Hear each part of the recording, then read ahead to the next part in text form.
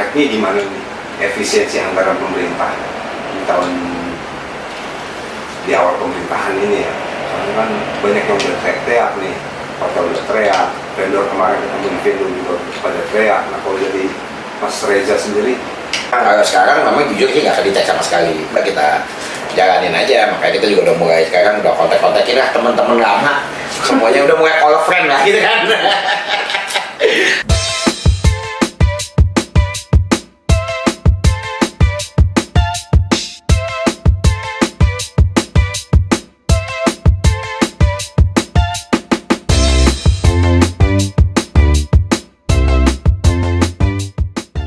thank you Mas Reza udah ngasih waktunya untuk ngobrol dengan Kenny Magazine. Thank you. Nah, kita membahas ini nih Mas, ini kan Royalindo sebagai salah satu pemain terbesar di PCO ya, di PCO mau ngelihat impactnya di mana nih efisiensi anggaran pemerintah di awal pemerintahan ini ya. Soalnya kan banyak yang udah teriak nih, hotel udah teriak, vendor kemarin ketemu di vendor juga pada teriak. Nah kalau dari Mas Reza sendiri, jadi apa sih Mas? Kita ini sama lah ya. Saya rasa semua pelaku industri saat ini kan pasti dropnya jauh lah ya. Kalau kita bandingin misalnya revenue tahun lalu sama 2 tahun lalu sampai bulan April ya, akhir April ya pasti yang sekarang drop gitu ya. Berapa persen Mas? Jauh. Jauhnya lebih dari 50 ada. Lebih dari 50 atau 50% kurang lebih. Kalau awal tahun kayaknya masih 50-an. Masih 50-an. Tapi kan nggak tahu karena biasanya kan kegiatan pemerintah juga ya, mulainya iya. after Maret. Mulai masuk kuartal kedua gitu baru mulainya. Tapi sekarang sudah berasa lah drop karena kan kalau dulu walaupun kita eventnya belum mulai tapi tender-tendernya apanya kan udah jalan ya. Jadi kita udah tahu lah, oh ini mau ada event bulan apa, mau ada event bulan apa. Kebaca lah kurang lebih akhir tahun masih kedetek gitu ini kira-kira gimana. Kalau sekarang memang jujur sih nggak kedetek sama sekali. Gelap. Jadi sekarang memang kita ya lagi banyak nyari yang kerjaan dari swasta dan asosiasi. Berarti kan pasar itu juga nggak bagus banget kan? Maksudnya potensinya seperti apa? Potensinya ya nggak sebagus pemerintah ya pasti ya. Nggak sebagus pemerintah kalau menurut saya ya. Tapi daripada nggak muter, ya kan kita kan masih mikirnya gitu kan, daripada nggak muter ya udah kita jalanin aja. Makanya kita juga udah mulai sekarang udah kontak-kontakin lah teman-teman lama, semuanya udah mulai call friend lah gitu kan. Semua udah kita kontak-kontakin ya gitu. Tapi kalau ngobrol sama teman-teman ya kita masih agak beruntung lah, 1-2 kita masih ada. Teman-teman juga banyak yang ada teman-teman tuh yang dari Januari sampai sekarang masih nol tuh ada beberapa. Terutama teman-teman yang berada di luar Jakarta. Daerah. Karena yang di luar itu kan kebanyakan mereka dapat eventnya subkonan dari kita nih. Mungkin bisa dibilang tiap tahun itu 60-70% revenue-nya adalah subkonan dari pemain-pemain di Jakarta. Nah itu yang lagi pada bisa-bisaan. Nah itu corporate itu juga kan efisiensi juga kan, mereka juga melakukan efisiensi kan? Jadi gini, corporate itu kemarin ngobrol sama beberapa corporate ya, saya nggak usah nyebut brand, tapi dia itu gini, dia lihat kompetitornya karena BUMN kan lagi efisiensi nih. Kompetitor dia di BUMN siapa? Misalnya bank A sama bank ini. Kalau ini nurun nih, dia pikir ngapain gua samain, gua turunin juga aja. Kan target market gua sama. Jadi otomatis semua turun, profitnya akan naik. Yang lainnya turun. Secara bisnisnya sih mungkin mereka gitu-gitu aja, nggak berubah banyak, tapi dia memang juga melakukan efisiensi gara-gara BUMN juga itu. Jadi dia kan lihat kompetitor pasti kan, kayak saya nih misalnya sebagai Royalindo, kompetitor saya siapa? Dia promosinya apa, kita kan nggak mau kalah ya kan, tapi kalau misalnya dia nggak promosi, nggak kita promosi, udahlah gitu aja. Nah, tapi efek dari situnya itu banyak banget ke runtutannya ke bawah. Kemarin tuh bulan Februari ke Bali, sempat ngobrol sama supir nih. Teman saya tuh ngobrol sama supir, nanya, Mas gimana Mas, kena masalah nggak nih dengan penurunan anggaran apa segala macam. Terus dia bilang, Pak saya Januari sampai Februari baru kerja 4 hari, padahal kan mereka gaji harian kan. Ya berarti kan dampaknya kemana-mana dong gitu. Berapa sih gaji supir kita? Sekitar 180.000 sampai 250.000 sehari. Berarti 1 juta dia suruh hidup 2 bulan kan gitu kalau 4 hari. Iya kan? Yang tadinya dia berapa? Dia udah nyekolahin anak, udah apa kan? Orang kan udah ngitung ya. Daerah berasa pasti. Nah, corporate ini kan enggak kan brand Royal Lido itu kan udah identik dengan event-event besar, government event, masuk ke situ susah Mas. Karena ini enggak juga. Sebenarnya gini, kita kan juga ada beberapa lah ada perusahaan gitu yang turun atau ada anak perusahaan, ada Royal Indo. Kita juga kan klien kita kan dari revenue kita memang kalau semenjak habis Covid kita bisa dibilang 80% ada di government. Nah, swasta kita cuma 20% ya. Swasta itu yang saya anggap corporate itu swasta, BUMN sama asosiasi gitu ya. Terus kita 20%. Ya kita udah mulai masuk ke market itu lagi, gedein market share di situ lagi mau nggak mau. Dan itu sebenarnya Mas Rejo udah prediksi ya tahun ini udah bakalan turun dan itu udah aktif dari Januari. Jadi dari Januari. Enggak, kita mulai lalu, kan? follow up ke klien-klien corporate sebenarnya dari bulan November akhir ya. Udah pas ngeliat nih tanda-tandanya apa ya, kita udah mulai shifting. Terus kita juga ada rencana bikin IP sendiri juga. Nggak, sebelumnya kan Mas Rejo kan juga bikin yang anak perusahaan yang apa? Infrastruktur dulu. Apa Adena? Adena gitu kan? Kalau itu memang main di corporate. Main di corporate itu juga aktif baru tahun lalu kan ya? 2 tahun lalu. Enggak, Adena itu saya bikin 2 tahun lalu. Juli 2022. 2022 ya. Nah itu juga kita push juga untuk itu. Itu pasarnya mereka sebenarnya, pasarnya Adena sebenarnya yang sekarang digarap oleh Royal Lido ya. Ini kurang lebih gitu. Tapi nggak juga kan, ada yang memang udah klien kita dari zaman dulu kan, terus kita ini nggak kita lempar ke sana. Kan ada yang udah dari zaman dulu sering pakai kita setahun sekali, setahun 2 kali gitu-gitu. Itu masih terus ya kita maintain. Karena kan Adena pada saat kita buka kan memang dulu marketnya benar-benar ke FMCG, ke otomotif. Kebanyakan kliennya kan kayak gitu. Karena di pemerintah yang untuk yang kecil-kecil. Kecil, PL atau apa gitu kecil ya. Yang apa sih pokoknya kayak siup kecil gitu. Activation ya banyak. Activation banyak. Itu capek Mas. Itu kayak kerjaan itu sih mungkin dari Januari ke sekarang mungkin udah ada 12-15 event lah ya. Activation. Adena atau Adena. Tapi kan sekali kayak event government udah ada revenue-nya.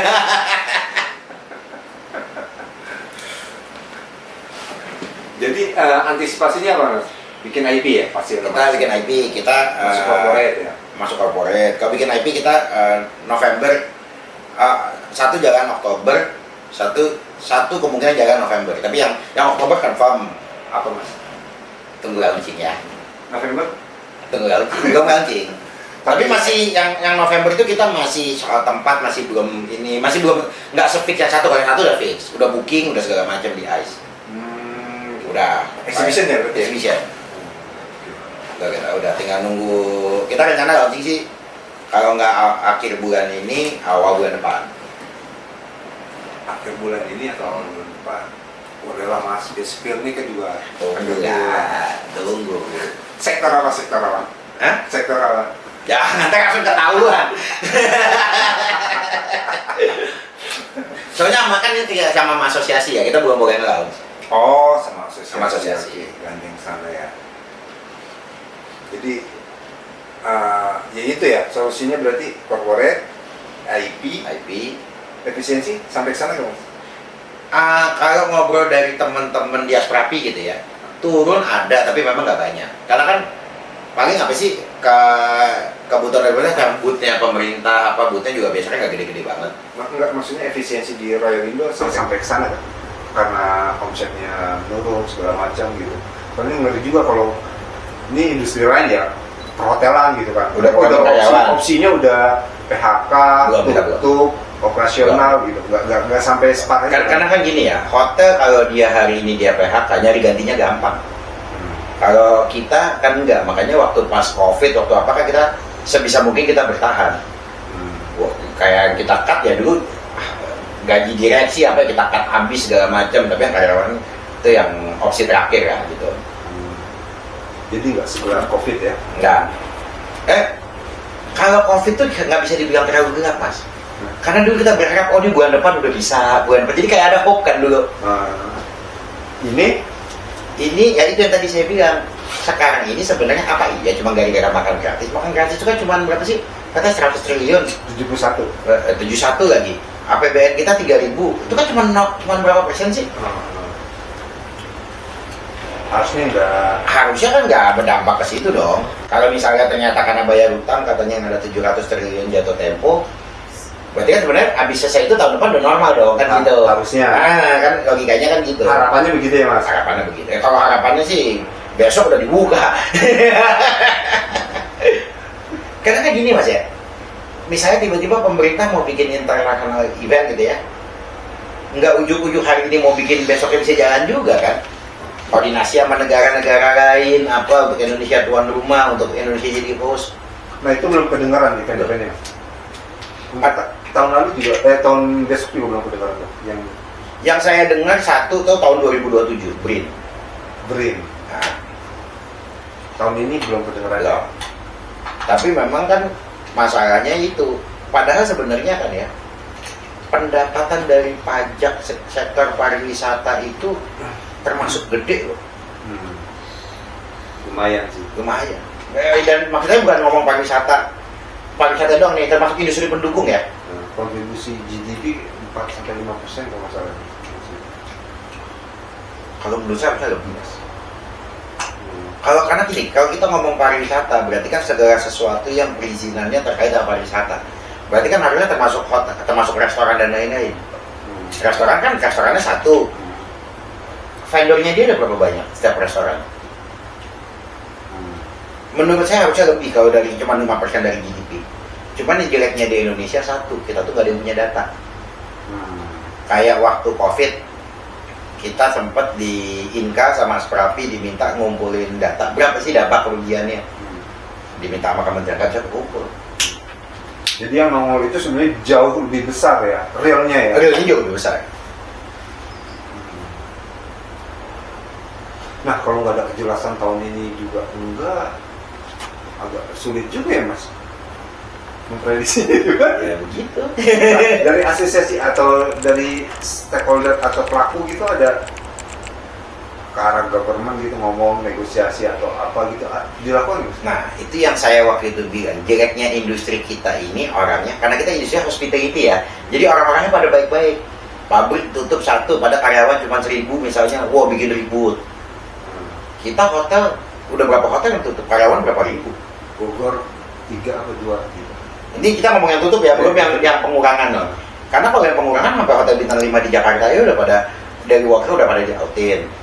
Terus semenjak habis COVID itu sekarang pegawai mereka tuh dirubah semua sistemnya jadi kontrak. Termasuk sampai level manager banyak yang bentuknya kontrak tahunan.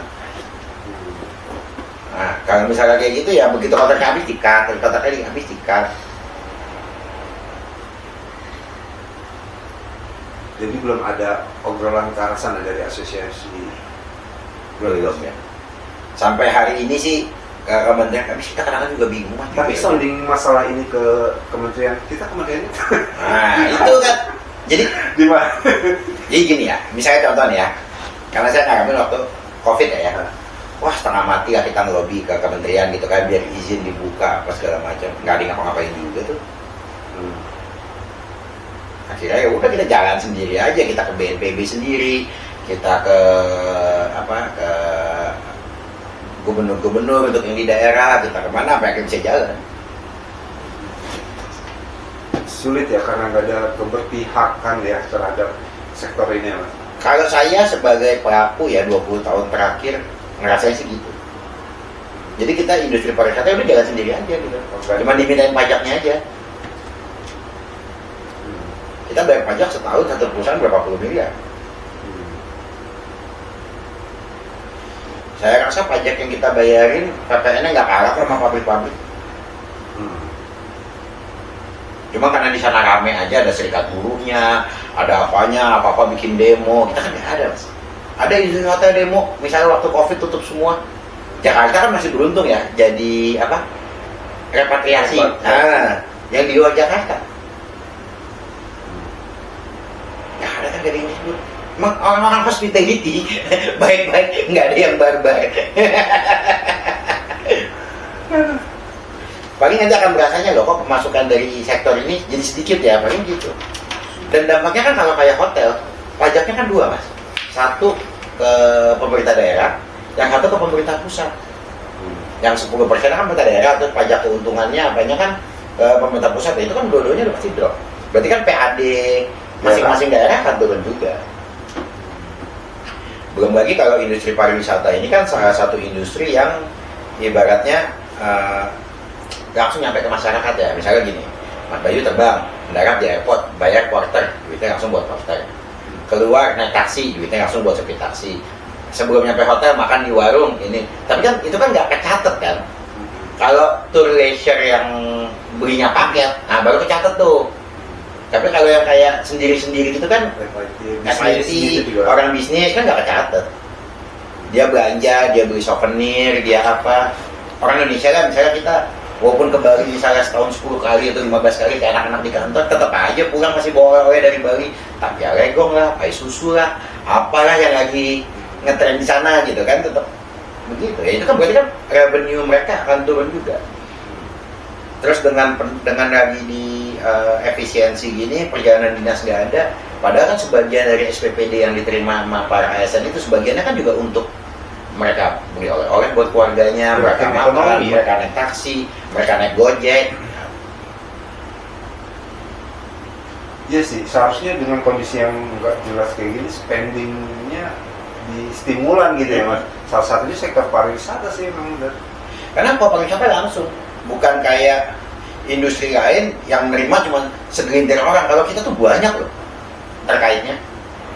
Kayak saya aja lah misalnya, begitu saya drop vendor tetap di kantor kita, entah berapa puluh perusahaan, ya kan turun semua itu mereka juga.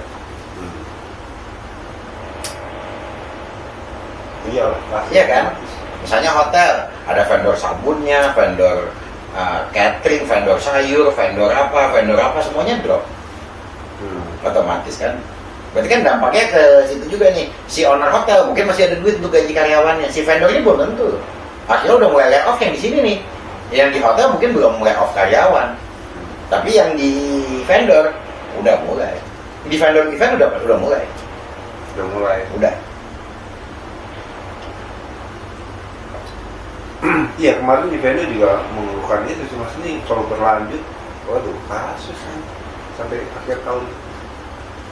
Dan kita kan masih ingat, ini mungkin sampai tahun depan masih jauh banget. Kalau COVID kita, walaupun ternyata jadinya 2 tahun, kita ngerasanya enggak. Awal 2 minggu nih beres. Nambah sebulan. Nambah lagi sebulan. Kayak masih ada hope dulu. Ini kayak, wah nggak jelas. Kalau ini kan nggak ada hope. Gelap ya. Gelap.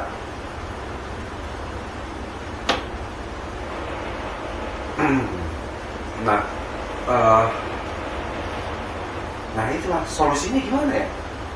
Kalau menurut saya solusinya harus dijalanin lagi. Ya mungkin gini, adalah saya sempat dengar gitu kan, katanya ini banyak pemborosan, hotelnya bisa nggak dibayar sekian apa, tapi dibayar sekian, nanti ada kickback apa. Ya, itu kan tinggal sistemnya yang dibetulin. Betul sih, sistemnya yang dibenerin. Sistemnya yang dibenerin. Bukan kayak membasmi tikus di lumbung padi, terus lumbung padinya dibakar. Iya. Kan, yang begitu kan ibaratnya gini ya, misalnya kayak kita nih ya, misalnya kayak Royal Indo, misalnya revenue kita berapa, taruhlah 100 itu sebenarnya buat kita tuh kagak sampai 10, sisanya kan ke bawah nih. Bawahnya nanti punya vendor lagi di bawahnya, punya supplier, punya apa. Saya ngasih ke kontraktor kerjaan misalnya, ada supplier kayunya, ada supplier pakunya, supplier remnya, supplier catnya, supplier stikernya, banyak. Kesannya wah Royal Indo udah gede ya segini, padahal yang kita terima berapa sih bersihnya buat kita? Kagak ada 10%. Habis dipotong operasional segala macem. Ada airline lagi terkait, ada apa terkait. Sekarang kan kelihatan airline penuh-penuh terus kan karena pesawatnya nggak ada, bukan tamunya banyak. Soalnya berkurang. Hitung aja jumlah pesawat sekarang dibandingin sebelum COVID. Ya makanya harganya gimana? Udah harga mahal banget.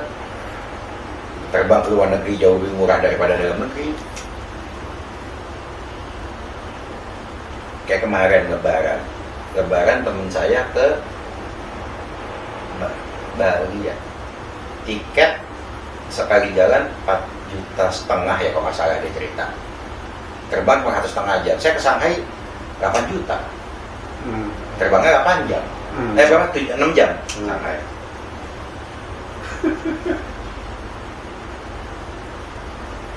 Agak miris juga ya kan sebenarnya. Nah kalau situasi itu internal ya mas, dalam negeri gitu maksudnya. Eksternal juga kan lagi nggak baik-baik saja kan. Ada Trump, tarif segala macam, terus kondisi ini konstelasi ekonomi perdagangannya juga berubah. Kalau saya di asosiasi sih, bisnis di luar negeri tetap meningkat. Padahal ya kita industri mais kita waktu COVID termasuk yang paling cepat recover. Karena kita kebantu tiba-tiba kita 2022 jadi host G20. Itu ngebantu banget itu. Di saat teman-teman kayak di Taiwan, di Singapura, di mana belum bisa ngapa-ngapain, kita event udah jalan, udah rame. Nah, tapi sekarang mereka terus rame, kitanya diem. Nganggur aja kantor. Padahal kita tadinya tuh bagus. Sebenarnya kalau kita terusin tuh, wah Indonesia lagi bagus-bagusnya. Kita jatuh di saat peak. Sekarang di posisinya. Karena kita kan nyambung ya. Habis G20, kebetulan habis tahun depannya ada ASEAN. Habis ASEAN ada WWF. Gara-gara WWF, event-event rangkaian apa segala macamnya kan juga banyak banget kan, baik yang swasta bikin, yang pemerintah, yang apa yang terkait dengan air pada saat itu. 2025-nya nol kan aneh.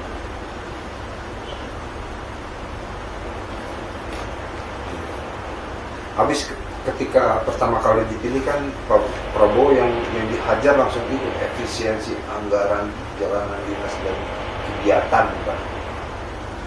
Iya, tapi kalau menurut saya ya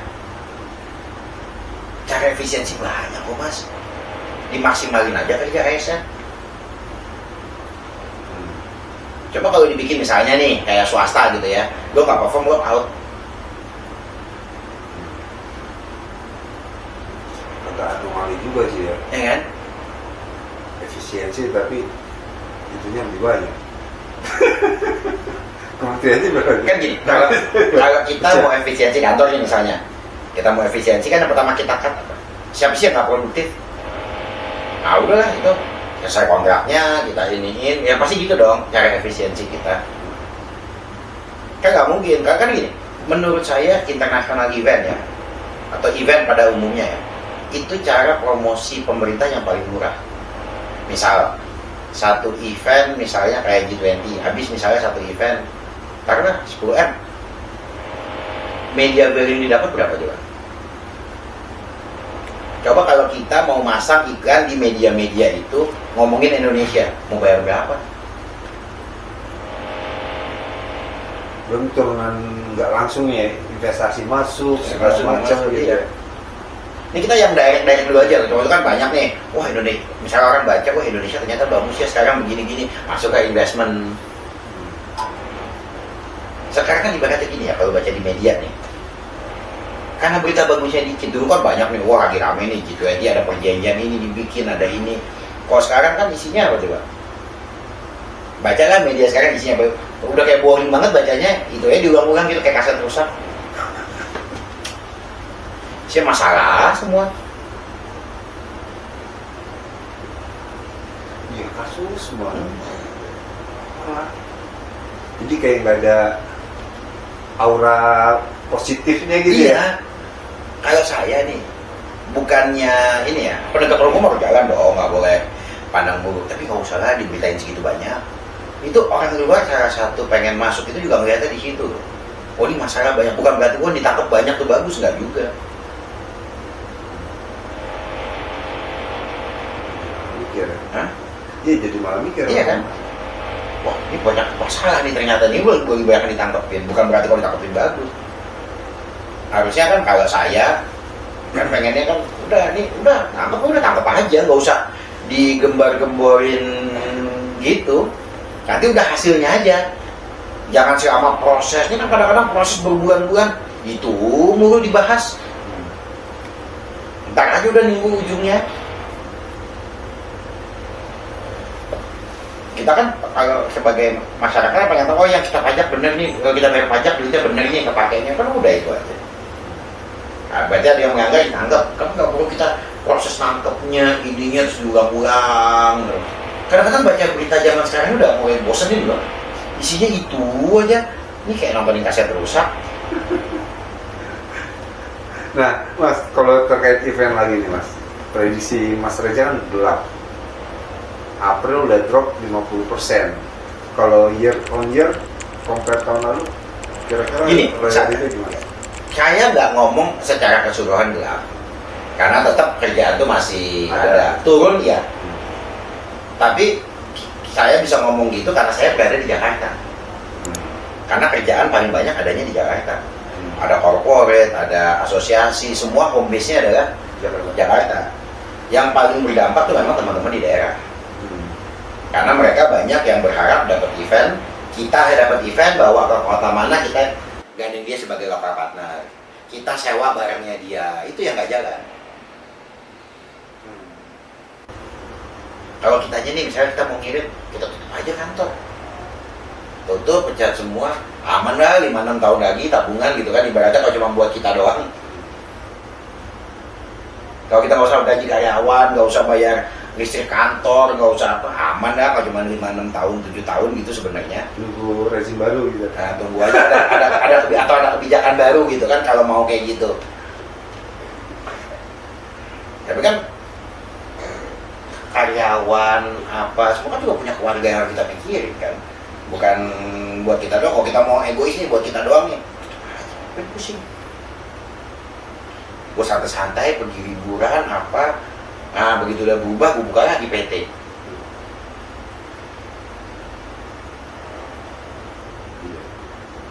Jadi tahun ini asumsi turun total berapa persen? Kalau saya target kantor sih kita bikinnya masih sama dengan tahun lalu, nggak meningkat. Maksudnya ini dong berarti tahun lalu? Ya, namanya juga target. Cuma kan biasanya nih kita pada saat bikin projection kan selalu meningkat. Kalau tahun lalu kita udah bikin nggak meningkat. Memang bakalan slow down ya tahun ini ya. Tapi memang sekarang jadi capek, segala macam kerjaan udah kita kerjain. Corporate. Teman-teman sih banyak yang komplain. Lu kok masuk ke Nah, tempat itu. gua yang biasanya lu fakto nggak pernah masuk, itu udah. Dengar juga itu. Udah banyak yang komplain. Loh, gila itu. Termasuk dari grupnya Mas Bayu. Iya, betul. Loh, ini raksasa semua nih Mas. Iya. Kalau denger yang itu. Iya, udah banyak yang komplain. Ya, kita emang cuma jawab ya, bro, gimana bro? Iya. Rumah lu punya dapur, rumah gue juga punya dapur. Anak lu makan 3 kali, anak gua makan 3 kali. Jadi kayak gitu kan. Bener. Iya, fenomena itu iya. Pada di ya mau gimana lah. Mau gimana lagi kan? Harus survive kan? Gimana pun caranya. Nanti kolam yang ada aja dihajar rame-rame. Aja rame-rame. Tinggal jadi kayak hukum rimba ya. Kalau dulu kan kuenya banyak. Kan memang gini ya Mas, kalau kita bandingin misalnya dari saya pertama kali kerja kan saya full time itu dari 2004 November. Itu kan IO atau PCO itu kan jumlahnya masih sangat sedikit ya. Tapi kan memang habis itu kan industrinya kan sangat berkembang ya di Indonesia ya. Dan waktu itu memang support dari pemerintahnya kan juga banyak ya. Nah sekarang ini akhirnya makanya lah terjadi ada kuliah mais segala macam yang tadinya nggak ada kan gara-gara kebutuhan industri. Yang sekarang ini yang lulusan-lulusan itu juga kan bingung mau kerja di mana. Sekarang Mas Bayu nih Juni ini lulus misalnya STP mana gitu, mau apply Kerja kemana? di mana nih? Kondisi kayak gini. Udah sekolah nih 4 tahun belajar perhotelan misalnya, hotel mana yang mau nerima?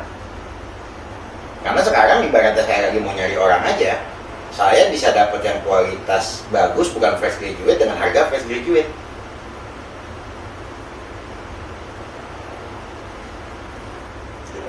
gitu kan? Iya dong ya, daripada gua ngajarin lagi, yang ini udah ngerti gitu. Kan jadi banyak opsi-opsi kayak gitu. Yang kasihan tuh yang baru lulus. Yang gede-gede pada masuk semua. Iya, udah banyak yang nelfon. Bro, jangan gitulah. Gimana? Gua kan juga, lu masa angka segitu lo ambil ya, daripada not.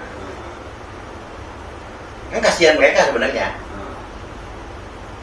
Kan kalau tadinya kan kayak kita ini kan kita udah lihat ya, kalau angkanya nggak terlalu ini, udahlah kita nggak usah gitu kan. Kan kita buat sama-sama ya. Ya kalau kita mau babat semua sih sebenarnya juga dari dulu bisa-bisa aja.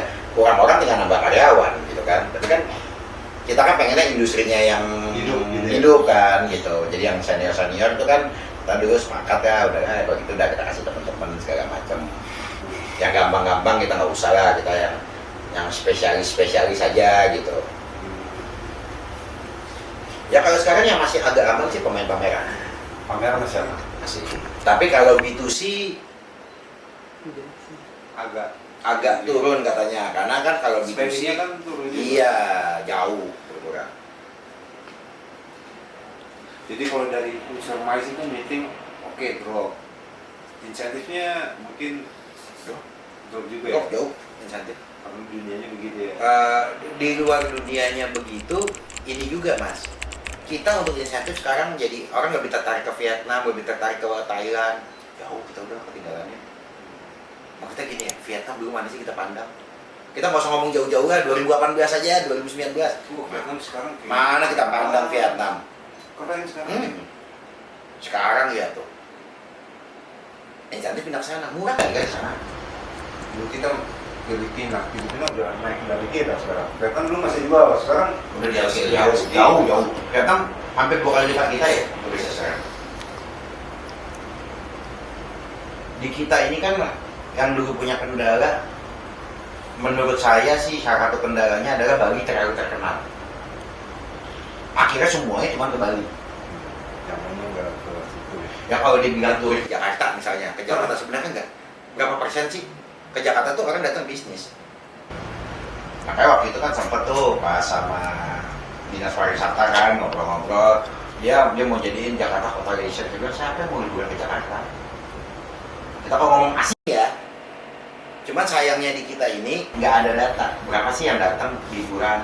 Berapa sih yang datang kerja? Kalau kita ke beberapa negara kan kita ngisi tik tuh yang di immigration form.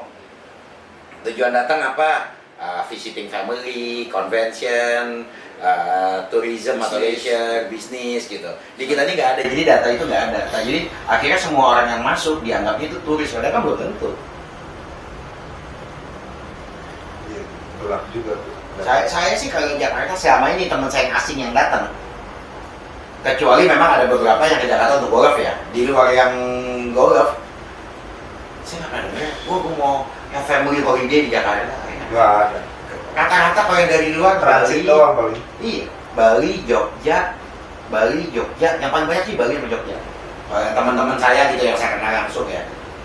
Karena kalau mereka ke Jogja biasanya transit Jakarta. Nah, suka nginep ya Jakarta 1 hari, 2 host makan apa gitu.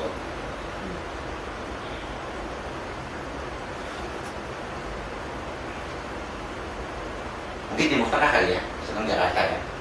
Jawa Barat. Ya kan transit Jakarta dulu. Jawa Barat yang adem-adem gitu. Ya di sana kan panas. Iya. Karena kayak semua, apalagi kalau ada teman-teman Eropa apa gitu kan banyak tuh yang teman-teman di asosiasi ya, yang organizer juga apa kalau datang kan suka ngomong gitu kan. Nah itu rata-rata ya Bali. Kita Balinya sangat terkenal soalnya. Pas kondisi event ini di compare industri event ya di MICE lah gitu ya di Indonesia kondisinya dibandingkan Singapura, Malaysia sekarang jadi jauh lebih drop lagi dong. Kita MICE-nya apa kita bicara? Kita kalau bicara meeting sama convention, tadinya nih sebelum ada efisiensi dibandingkan Malaysia, dibandingkan beberapa negara kita unggul. Gitu. Kalau exhibition memang kita kalah, karena kan kita kalahnya sebenarnya kan exhibition kita kalah di venue. Tapi kan nanti ada baru rutin segala macam. Ada nice, ya kan. Kalau tadinya kan kita kalah di venue kan, gitu. Kalau kita bandingin sama venue-venue di daerah, sama satu lagi kan image venue di Indonesia sangat mahal mas. Kalau di compare sama negara lain, karena kalau di kita ini kan punya swasta murni. Selisihnya berapa persen sih? Oh kita bandingin sama Thailand, kita bandingin sama Singapura enggak, Singapura sih lebih mahal. Lebih mahal Singapura. Jadi kalau kita bandingin sama Thailand, kita bandingin sama Malaysia, kita lebih mahal. Berapa persen? 20, 30? 30-an apa gitu. Soalnya di kita venue-nya punya swasta. Kalau di negara lain, banyak yang venue-nya itu adalah milik pemerintah atau pemerintah pusat atau pemerintah daerah. Nanti manajemennya baru swasta. Sehingga dia harganya diturunin di situ untuk menarik orang masuk. Toh pemerintah kan tinggal ngitungnya gini ya. Ini orang masuk nih, ibaratnya kalau gua kasih venue ini gratis, operasional cost gua sekian, tapi kan orang ini nanti akan nginep di hotel, akan makan, akan apa, jadi ekonominya muter. Di kita, karena venue-nya punya swasta, waktu bikin aja udah pakai duit bank, bunga bank udah berapa? 10%, 12%, 11%. Ya kan? Ya otomatis kan dia mengambil untung lebih dari itu dong, kalau nggak bunga banknya nggak tutup. Kalau punya pemerintah kan nggak ada gitu. Ibaratnya kalau harusnya sebenarnya JCC dengan sekarang dikelola pemerintah, harusnya dia bisa nurunin harga. Bukan kayak sekarang jadi lebih mahal dibandingin sebelumnya. Dan bayar aja jadi udah mau coba Mas? Juli. Tanggal 6. Tanggal. Oh jadi sama ini belum ya? Belum nyoba ya? Tapi saya udah masih beberapa kali masukan ke mereka. Banyak yang komplain ya? Banyak. Saya udah ngomong. Dan gini loh, bukannya apa-apa. Kita tuh ekspektasi kalau kita pakai convention center sama kayak kita datang ke hotel bintang 5, nggak ada lagi dicas nambah kursi, nambah meja, nambah apa. Ya kami kan belum punya. Ya kalau belum punya, lu cari dong manajemen yang ngelola. Ya lu invest lah ya? Lu invest. Lu beli kayak dari pemilik JCC lama, lu dia berdua, lo beli sendiri kayak gitu. Kitchennya gimana nih? Karena itu kitchen untuk conference gede-gedean di itu juga bingung. Karena pakai catering. Saya nanti bulan Juni 1.500 orang pakai catering dari luar. Tapi kan jadi bebannya gini mas. Dulu itu kita misalnya bayar X, kita udah dapat ruangan, udah dapat meja kursi, udah dapat beres ya, di hotel, apa makanan ya. kayak di hotel. Kalau ini enggak, karena cateringnya dari luar, ruangannya kita bayar sewa ruangan. Terus kita bayar lagi apa namanya catering, kita bayar lagi sewa meja kursi karena dia nggak punya. Kan maksudnya gini, kalau emang mau pemerintah kelola, nggak ada masalah kelola, tapi ya bikin dong proper, apa sih susahnya? Atau misalnya lepasin manajemen ke swasta, kayak di Taiwan gitu. Kayak di Taiwan itu semuanya kan punyanya apa? Taikra ya, punya pemerintah kan, punya pemerintah. Nah itu manajemennya 5 tahun sekali. Jadi orang bisa jadi manajemen ya kayak hotel aja lah, si property building misalnya, nah terus nanti Grand Hyatt yang kelola atau Green Meridian yang kelola gitu. Harusnya bikin kayak gitu. Dan ngelolanya juga gak susah mas. Saya juga bingung. Alasan mereka kan transisi nih. Gak ada Kelamaan alasan ya? ya. Kelamaan. Saya kan juga pernah beli hotel, dengan semua orang saya ganti juga gak ada masalah. Gak ada satupun tamu yang ngerasa kalau ini ganti manajemen. Yang dulu saya hold cuma chef, sisanya saya ganti. Karena chefnya kebetulan waktu saya mau beli lagi due diligence, saya doyan makanannya. Cocok. Nah itu saya tahan, karena itu saya ganti. Gak ada satupun yang ngerasa oh ini ganti owner ya.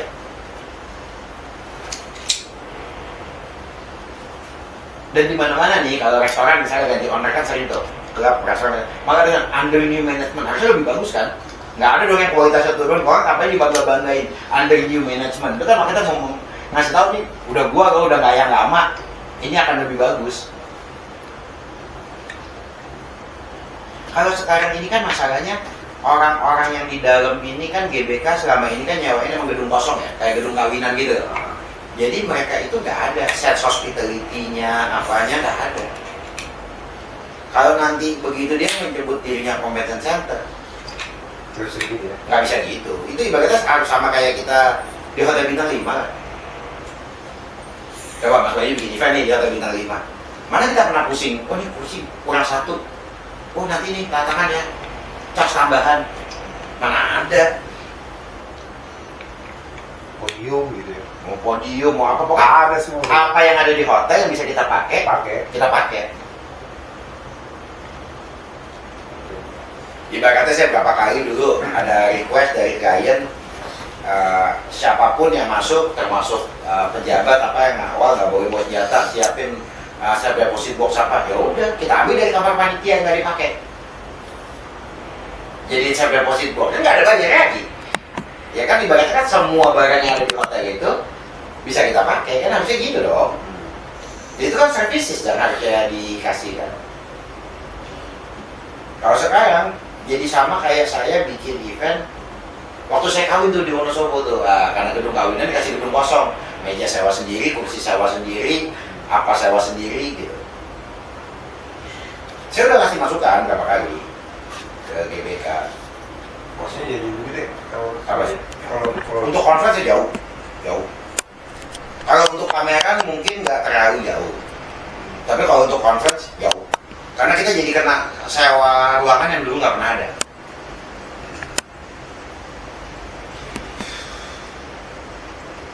Jadi event ini pernah jalan 2023. Kenaikan di JCC untuk 2023 mas sekarang naikkan ke 2 miliar. Dengan jumlah orang yang sama. Kan lucu. nggak pindah aja mas. Kayaknya nggak mau ya, jadi nggak iya. Saya sudah ngomong. Kan sampai JCC beli barang dia apa jangan ya. Ya tetap nggak bosnya mau di sana, oh ya udah. Kan berarti kan yang penting kan dia udah tahu konsekuensinya. Tapi yang saya tahu kalau dengar dari orang-orang hotel, meeting dan conference yang dari JCC yang pindah ke hotel udah banyak. Yang punyanya corporate ya pindah. Iya pameran waktu itu pas, tapi beberapa udah mulai balik lagi kan. Indofest balik, tadinya Ais nggak dapat slot atau gimana ya? Pas uang sekarang, Sekarang. penuh sekarang gila. Penuh semua. Semua lagi panen kayak JCC. Nice bangun nih sebelum. Katanya nice itu ya, ini kan belum buka ya. Dia akan buka Oktober, sampai Desember udah penuh.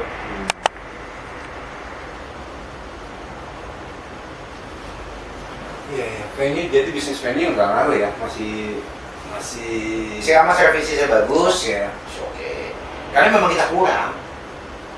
Dan venue yang bagus itu kan cuma ada di 3 kota, Mas. Jakarta, Surabaya, sama Bali. Yang gede ya kita bicara ya. Kalau kecil banyak. Tapi dan di Jakarta kalau untuk conference memang kita punya alternatif lain. Kita punya hotel, mau 3.000 orang, Wisata Pacific Place bisa, Kempinski bisa. Kita punya banyak alternatif. Kalau pameran kan nggak ada alternatif, Mas.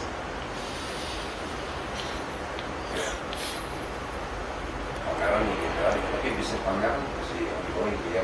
Tapi benar kata masalah di B2C agak B2C. terpukul ya. B2B Karena spending ya. B2B karena belum banyak, belum ketahuan nih, kita belum dapat reportnya kan kita tahunya kan nunggu nanti gini.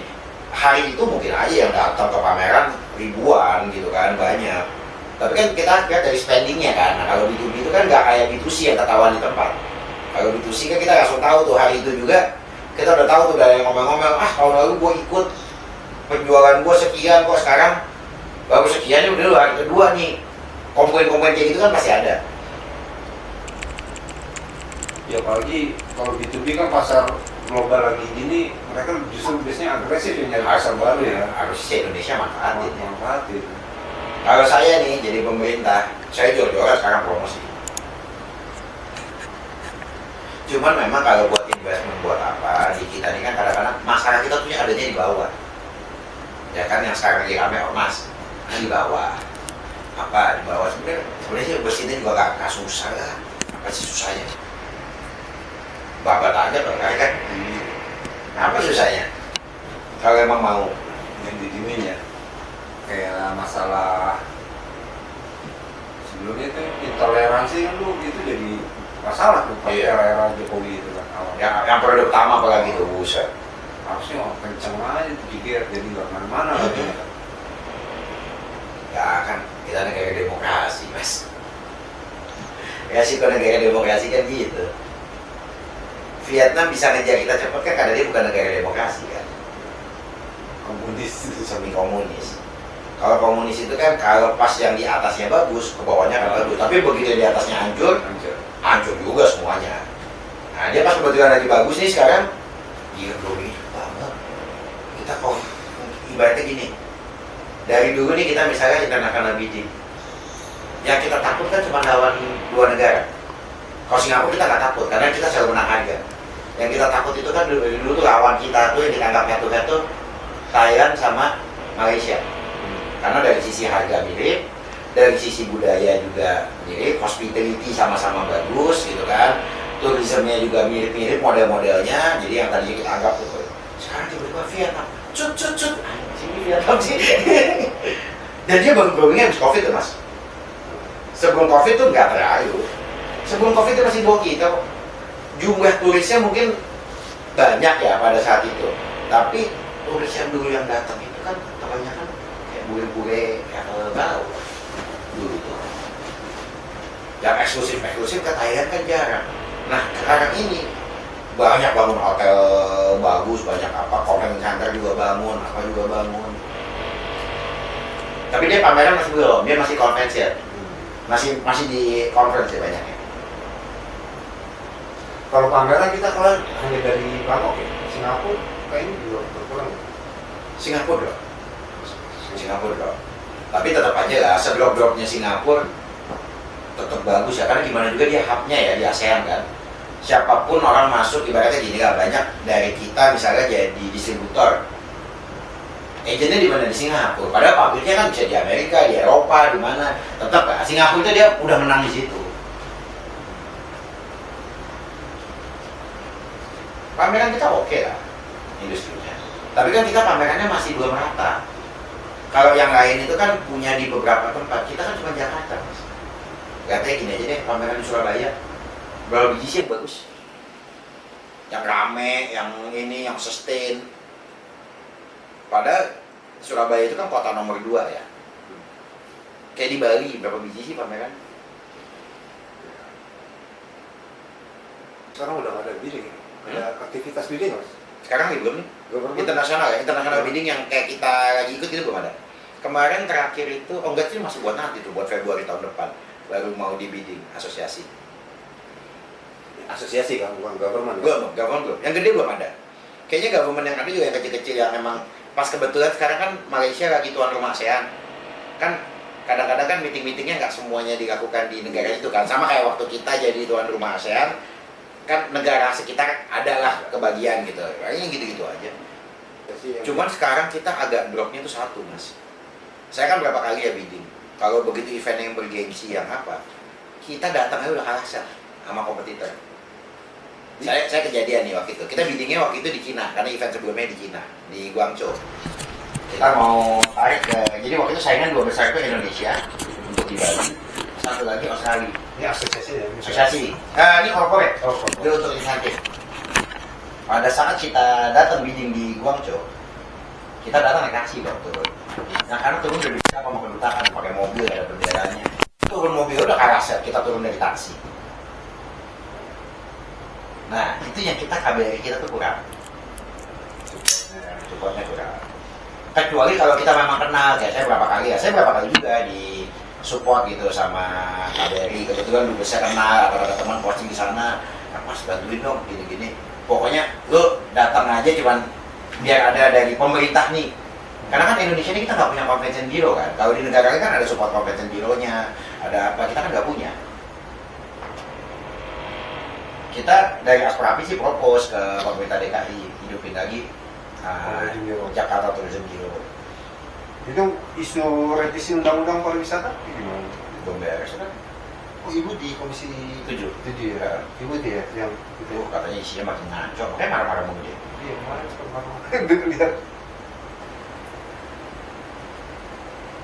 Ya kalau kita dari industri sih kita minta yang pertama MICE dimasukin. Kedua kita juga propose Indonesia Tourism Board. Tapi kita maunya Indonesia Tourism Board-nya itu kita independen. Yang sekarang ini Sama GP memang masih ada perbedaan. Kalau GIPI maunya GIPI berubah jadi Indonesia Tourism Board, Pak Haryadi. Kalau Inka sama Asprapi sama Asita waktu itu saya sempat ngobrol, kita pengennya independen. Jadi jangan dibawa kementerian. Karena kalau dibawa kementerian kita diatur aja sama kementerian.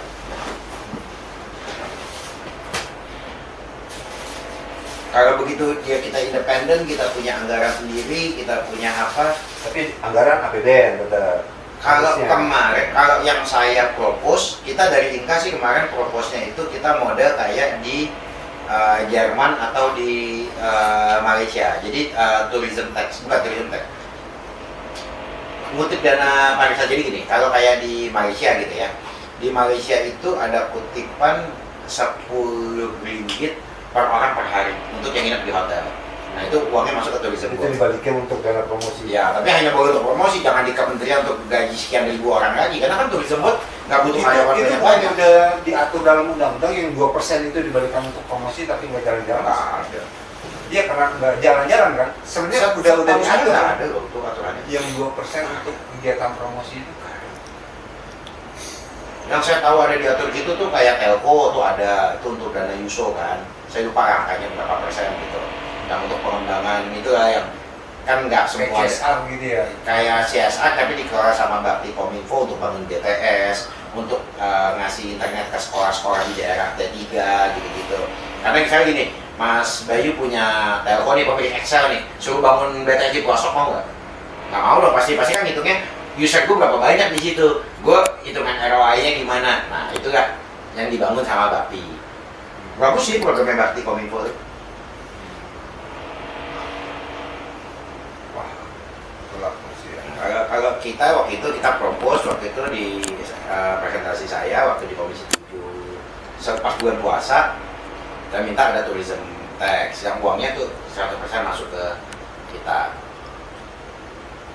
Karena gini, kalau masuk ke kementerian akhirnya nanti jadi gemuk lagi mas. Diisi ASN di sini. Kalau yang kita propose adalah orangnya profesional, makanya gajinya lebih gede. Kan gini, kita banyak pelaku profesional yang bukan owner. Misalnya GM Hotel, misalnya apa. Kalau kita tawarin gaji yang lebih atau sama dengan hotel dia sebelumnya, kan mau dia pindah. Tapi kalau ngikutin dia di standar ASN lagi, ya gimana mau dia pindah? Misalnya sekarang dia di travel agent gede, misalnya di Panorama atau di mana, kan gaji udah gede nih kalau dia direktur nih, tapi dia profesional nih, dia bukan owner gitu, atau di Smiling atau di mana yang raksasa lah gitu.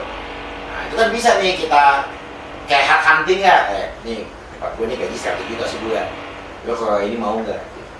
Jadi harus gajinya harus standar BUMN kelas A. Idealnya. Saya kemarin waktu itu kan disuruh bikin hitungan, saya bikin hitungan goblok aja ya. Kita anggap data pemerintah salah. Jadi apa itu kita nggak 14 juta tapi cuma 10 juta. 10 juta dikali rata-rata cuma 3 malam, dikali 15.000 perak. Ketipan misalnya 15.000 perak per hari, udah 450 miliar. Kalau uang itu dipakainya benar, Jadi lebih dari cukup. Kan kalau yang kelola private kan kita punya kelebihan satu ya, kita promosi nih, misalnya kita ikut trade show kan, ikut trade show, kita kan akan berangkat dengan orang sengirit-ngiritnya dong. Kalau misalnya pemerintah kan enggak, rombongannya bisa lebih ramai daripada jumlah delegasi. bidding, ikut bidding di luar itu kan terukur ya. Iya. Biar sekian nanti dapat kita sekian. Bidding itu kalau kita biddingnya masih di Asia, itu sekitar 200-an, 250-an juta.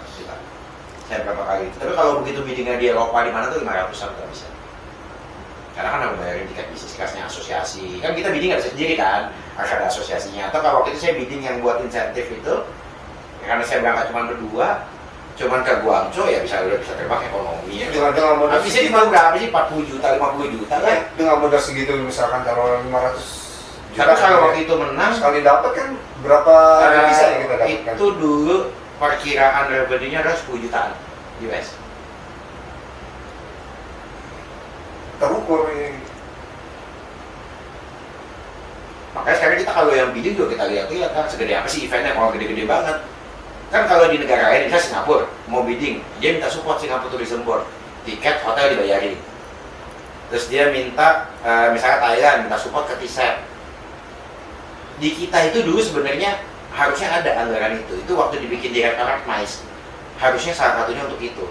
Jadi pada saat kita bidding, kita awal nih Direktorat MICE nih, waktu kita bidding minimal tiket sama hotel kita sama kalau kita bawa asosiasi itu ditanggung sama pemerintah, kayak ada perjalanan dinasnya lah.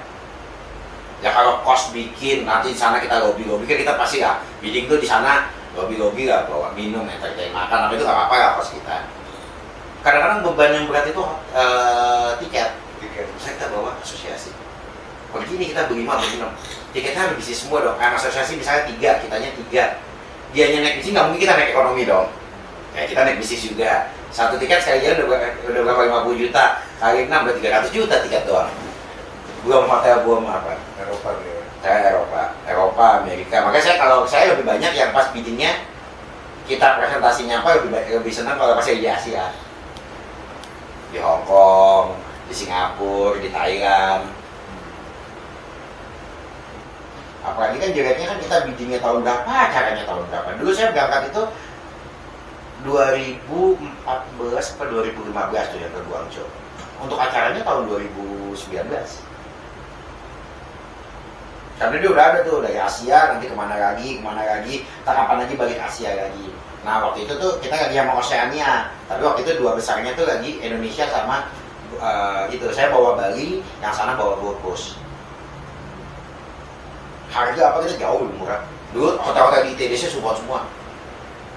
Tapi kita dapat. Padahal dari harga kita lebih murah. Kita kalah di gaya. Gaya? Ya. Kan dia juga ngelihat ya, yang satu kayaknya pemerintahnya full support. Ada dubes yang waktu itu yang datang, yang dampingin. Ya, menjamin nanti ini pokoknya pemerintah Australian government akan full support gini. Kan supportnya cuma support kebijakan, kagak ada support duit kan sebenarnya. Saya beberapa kali ngomong kalau pas teman-teman yang di KBRI itu juga agak takut juga, Mas kalau kita gini nanti apa ya? Konsekuensinya nggak ada, cuma duduk doang. Pokoknya lu orang KBRI bahwa gua ini pemerintah Indonesia tuh mensupport gitu. Kayak waktu di Filipina, waktu di mana? Kayak waktu Filipina saya bidding tuh dulu, cuma akhirnya eventnya cancel, itu udah menang tapi cancel karena COVID. Nah itu dulu minta support itu KBRI, disupport sama KBRI. Supportnya nggak banyak, cuma minta kalau datang kita bareng-bareng, ayo sebagai Indonesian government, udah itu aja yang kita minta. Karena ada kadang-kadang pertanyaan-pertanyaan yang ditujukan ke pemerintah. Mereka suka nanya nanti soal visa ribet apa enggak. Kedua yang mereka suka tanya security-nya di mana, aman apa enggak. Nah kan akan beda kalau yang jawab pemerintah sama yang jawab kita.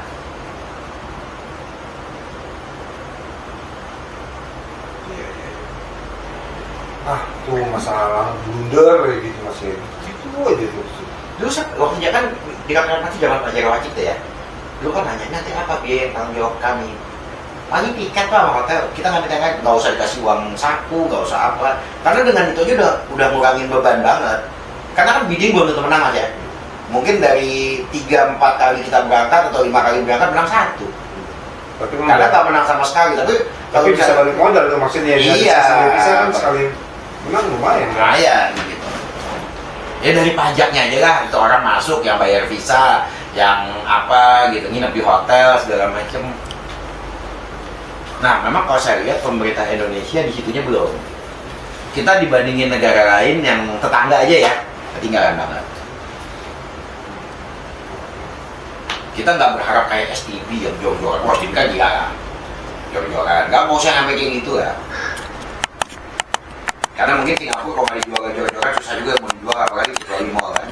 Ya kita punya banyak kan menangnya kita juga dibandingin itu kan, dari sisi budaya, dari sisi keindahan alam, dari sisi apa kita banyak dibandingin Singapura yang lebih bagus.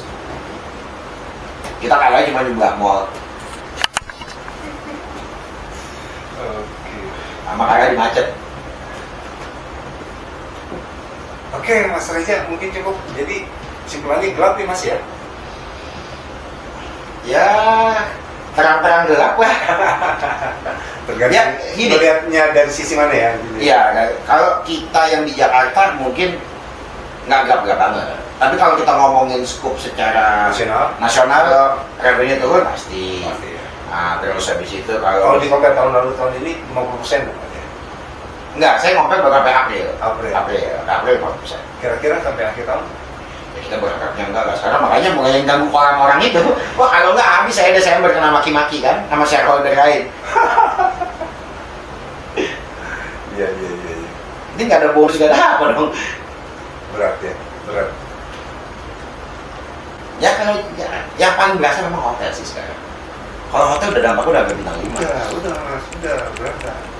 Cuman jeleknya hotel satu lagi. Kemarin saya sempat ngobrol Pak Ria. Orang hotel itu juga government kan anggarannya bisa lebih dari 50%. Iya. Dan gini mas, kadang-kadang hotel-hotel besar di kita, owner itu kan nggak pernah ikut campur. Dia cuma investor sebenarnya. Dia punya gedung, disuruh manage Grand Hyatt ya apa. Dia mungkin pendapatan dari hotel itu kagak ada 10% dibandingin bisnis dia yang lain, karena kan bukan bisnis utama dia bisnis hotel. Ya kan? Kalau yang berasa itu lebih paling berasa tuh di bintang 3, bintang 4, karena banyak yang owner operate. Oh, itu berasa tuh. Kalau kita ngomong yang bukan owner operate, yang dia udah kasih terus dia juga mungkin lupa juga kali dia punya hotel itu, karena itu kayak cuma 10% aja gitu ya. Kan banyak yang kayak gitu. Bisa dibilang hampir semua hotel bintang 5 di Indonesia kan gitu. Yang grup konglomerasi hotel di luar Sahid kan kayaknya nggak ada yang owner masih ini. Maksudnya kalau Sahid kan benar-benar memang dia bisnis perhotelan, ya kan. Bisnis lainnya dia tuh jauh lebih kecil dibanding hotel. Tapi kalau yang lainnya kan hotel itu mungkin cuma 10% dari total bisnis dia sih. Armas punya hotel, misalnya kayak Kompas ya punya Santika. Santikanya tutup juga Kompasnya mungkin nggak berasa juga kan. Karena itu kan cuma berapa persennya dari itu kan. Tapi kalau yang kayak di bintang 3, kenapa yang ribut banget bintang 3? Karena dia ngerasain, karena bisnisnya itu doang. Ya kan, misalnya punya Mandarin, yang punya Hyatt, kalau itu tutup pun bodo amat ya. nggak ngerasa dia. Hotel-hotel di TDC itu tutup pun dia nggak ngerasa dia. Pokoknya gue punya hotel, ya kan. Gue ini tutup ya udah kita aja. Padahal hotel kita punya leisure ya, kita nggak ada meeting room, nggak ada apa, itu drop. Murni riset pun drop kan. Ya karena yang bikin drop tuh gini, tadinya banyak nih. Kan kalau hotel saya kan memang banyak untuk diving ya. Kita kan memang kita fokusnya di diving. Yang di Gili. Di Gili.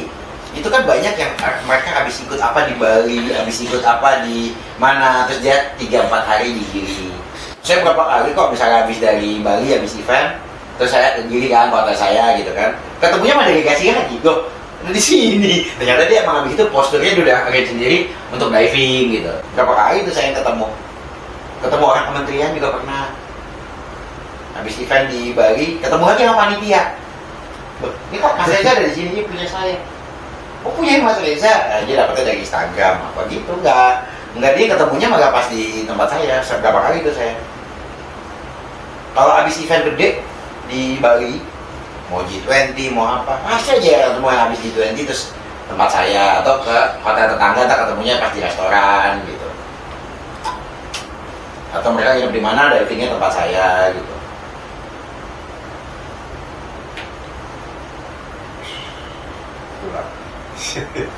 Kalau grup sendiri gimana? Santika ya? Kalau diambil kan aman ya kalau pamerannya kan?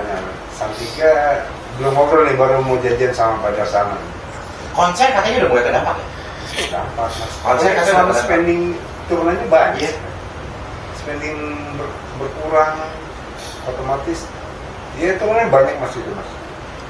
Apalagi kan di sini kan di Indonesia kan sektor informal kan, yang kayak apa ya pekerjaannya ya gitu ya, yang nggak kedetek.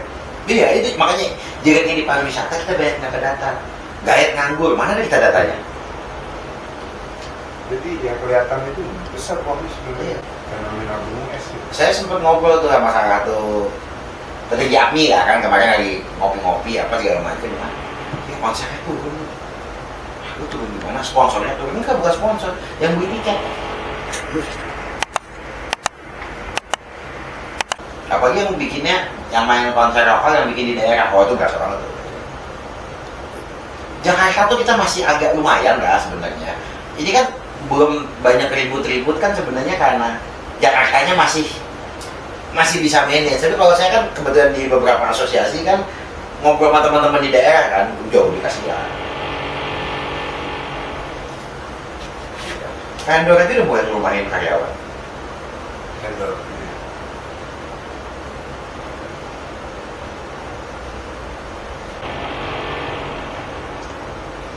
Oke, Mas Rejek, makasih banyak ya Mas. Oke, Siap-siap. Mas. Thank you Mas.